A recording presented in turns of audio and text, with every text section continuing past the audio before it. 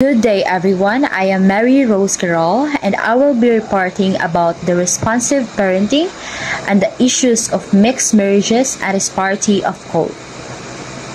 Learning objectives.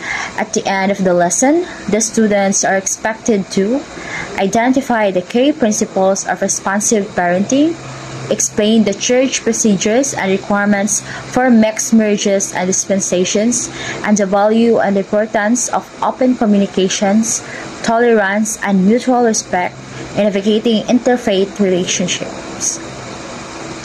First topic is responsive parenting. In the lesson on the properties of marriage and the subject on openness to fertility, it is stated that the demand of fruitfulness does not end in the generations of children, but it extends to their continuous upbringing. Thus, parents are the first teachers of their children and have the primary responsibility for their proper education. So, modern medical science has shown that it's possible to be in touch with a child while still in the womb. The child could sense the loving voice of the parents and become familiar with it. So it is suggested that parents should talk to him or her on a regular basis. So if ang baby is napa sa womb sa iyong mother, suggested nga kailangan sustoryaan kay aron makasense na ang baby nga naa sa tiyan o love siya or makafamiliar sa voice sa iyahang parents. So to assure the birth of a healthy baby, the conceiving mother should in addition keep healthy, eat the right food, take the right vitamins and mineral, rest well, and keep a healthy outlook. Prenatal checkups are advisable to make sure that pregnancy is progressing smoothly because the baby's body is formed from the mother's. She must watch what she takes in. So as a pregnant woman, kailangan po nga kahibaw ka og unsa imong gipangkaon, like healthy ba na siya or unhealthy sa baby. So for instance, a mother to be who smokes, drinks, and takes prohibited drugs and unprescribed medicines endangers the health and life of her unborn baby. So maka-apekto jud na sa kanang mga gipang takes sa pregnant woman sa mother nga pregnant, kailangan jud nga kaybaw ka sa unsay imong gipang kaon og healthy ba na or dili. So it is health that well-being could also be affected by the mother's attitudes and feelings while carrying her child. There is wisdom in the old folks advise that a conceiving mother should take good care of herself, to think happy thoughts, be happy and serene until the child is born. For a good number of years from birth, children are completely dependent on parents for their needs like material, psychological, intellectual, spiritual, and physical, among others.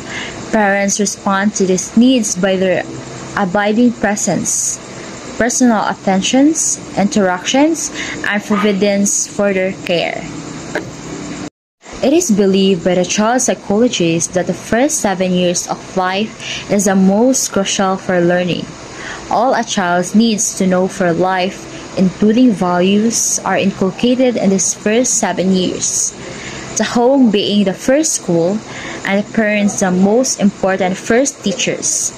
It must be the place where they learn such lessons as to love, to forgive, to say sorry, to respect people, to be loyal, to be of service, to be a truly human, Christian, and children of God. So the most effective teaching is by the example seen rather than the words heard. For values are caught and not taught. In summary, responsive parenting means taking care of the child after he or she is born. Care means lovingly and joyfully providing what is needed and appropriate for the child to grow up into a mature individual capable of taking on responsibility for himself or herself. The second topic, the issues of mixed marriages and disparity of cult. So there are two kinds of mixed marriages for Catholics. One, properly called a mixed marriage, is a union of a baptized Catholic with someone who is baptized Christians.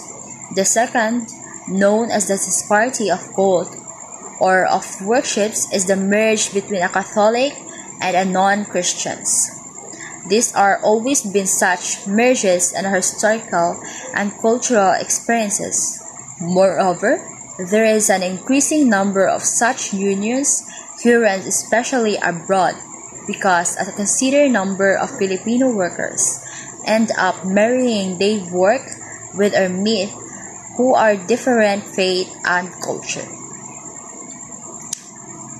As a standing rule, the Church, conscious of her duty, discourages the contracting of mixed marriages, for she is most desirous that Catholics be able in matrimony to attain to perfect of mind and full of communion of life.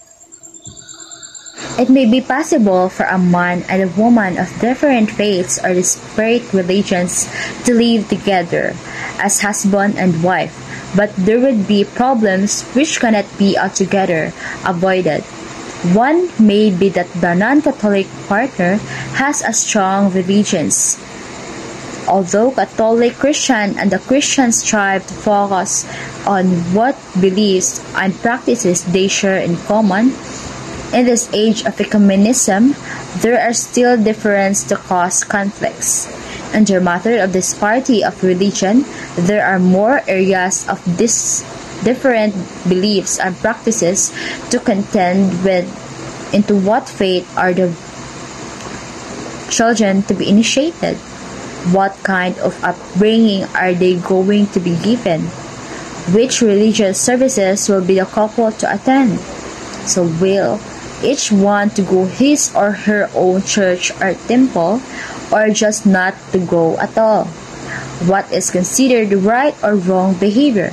These are some of the difficulties and choices that confront mixed marriages couples and couples of different religions.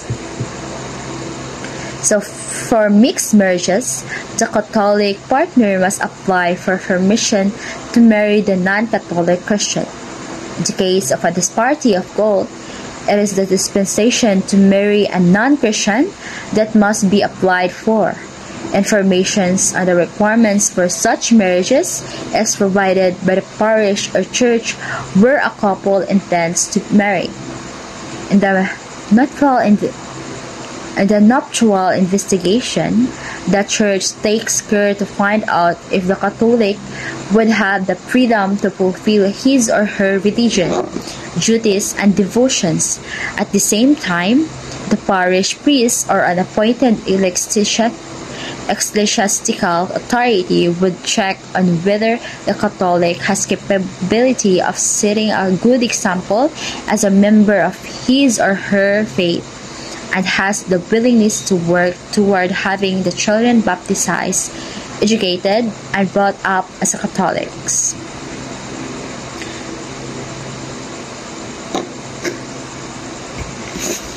In the summary, in allowing mixed marriages to take place, the Church prays and asks for prayers for the Catholics to remain faithful to their faith, be good spouses. And that would be all. Thank you.